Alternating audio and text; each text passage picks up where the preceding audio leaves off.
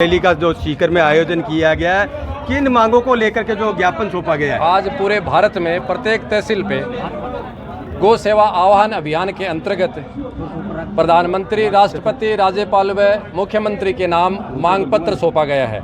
जिस ज्ञापन में हमारी सबकी मांगे प्रमुख जो है वो ये है कि भारत देश से गौ माता की हत्या पर पूर्ण प्रतिबंध लगे, गौ माता को राष्ट्रमाता घोषित किया जाए और केंद्र में गौ मंत्रालय की स्थापना हो। इन सहित जो मांग है उनको शीघ्र सरकार पूरी करे। इन मांग को लेकर के आज 5000 से अधिक तहसीलों पे, तहसील मुख्यालय पे मांग पत्र सौंपा गया है। चरणबद्ध तरीके से 2 साल तक अभियान चलेगा। अंतिम चरण तक इस मांग की अगर केंद्र सरकार पूर्ति नहीं करती है तो हम दिल्ली में भी रामलीला मैदान में बैठ करके आमरण अनशन करेंगे। लेकिन अब गौ माता की हत्या हम सबको कतई मंजूर नहीं है।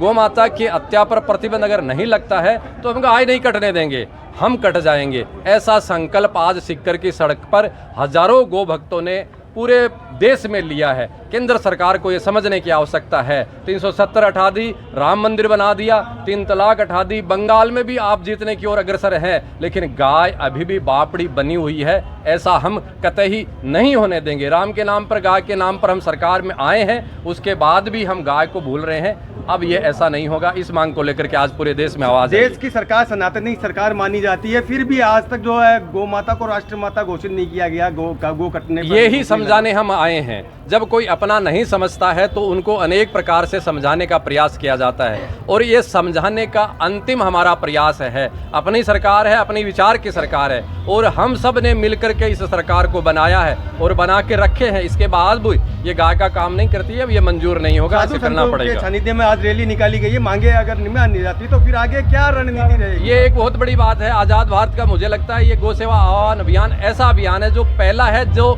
न तो इसमें किसी संगठन का नाम है न किसी व्यक्ति का नाम है। नंदी भगवान गौ माता की अध्यक्षता में अभियान पूरा हो रहा है और इसको चरणबद्ध तरीके से हम ले रहे हैं। अभी तहसील मुख्यालय पे दिया है, फिर जिला मुख्यालय पे देंगे, फिर प्रदेश में देंगे, फिर दिल्ली में। ये अंतिम चरण में हमारा दिल्ली के रामलीला मैदान में भी बैठना होगा। मुझे लगता है कि हमारी सरकार है, अपनी सरकार है, हमारी आवाज़ को निश्चित ही सुनेंगी। प्रधानमंत्री जी के आवास में गौ माता की सेवा हो रही है। जहां प्रधानमंत्री आवास में इफ्तार पार्टी होती थी वहां गौ माता की सेवा होने लग गई, तो ये संकेत है कि गौ माता की हत्या पर भी प्रतिबंध लगेगा। इसलिए हमें विश्वास है और ऐसा नहीं होता है तो हमने हमारे स्वयं के साथ कमिटमेंट किया है कि हम अपने आप की भी नहीं सुनेंगे। न हमें कोई साधु समझा पाएगा, न हमें कोई सरकार डरा पाएगी, समझा पाएगी। हमने हमसे कमिटमेंट किया है कि हम कट जाएंगे लेकिन गाय को नहीं कटने देंगे। महाराज जी, इससे पहले 2016 के अंदर रामलीला मैदान के अंदर लाखों गौ भक्तों के द्वारा गाय को, गौ माता को राष्ट्रीय दर्जा देने के लिए आंदोलन किया गया था, लेकिन उसका भी कोई निर्णय नहीं निकला। आज़ादी के बाद सन 66 में करपात्र जी महाराज के आंदोलन से लेकर के विश्व गौमंगल यात्रा से लेकर के बहुत से आंदोलन हुए हैं, लेकिन ये पहला आंदोलन है जिसमें किसी का नाम नहीं है।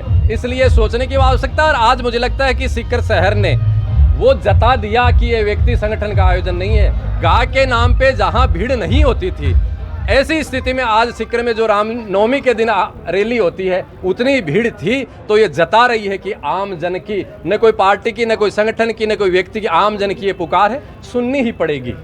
ठीक है महाराज।